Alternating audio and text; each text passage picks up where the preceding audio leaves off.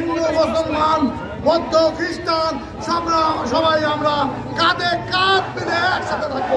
বাড়িঘর মন্দির সহ ধর্মীয় প্রতিষ্ঠানে হামলা ভাঙচুর লুটপাটের প্রতিবাদে এবং নিরাপত্তার দাবিতে শনিবার দিনাজপুর প্রেসক্লাবের সামনে বিক্ষোভ সমাবেশ সহ মানববন্ধন কর্মসূচি পালন করেছেন সনাতন ধর্মাবলম্বীরা।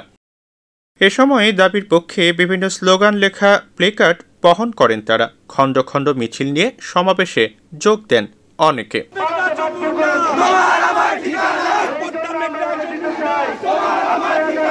এদিন সচেতন নাগরিক সমাজের ডাকে সকাল 11:30টার দিকে প্রেসক্লাবের সামনের সড়কে সমাবেশ সহ মানববন্ধন কর্মসূচি পালন করেন তারা।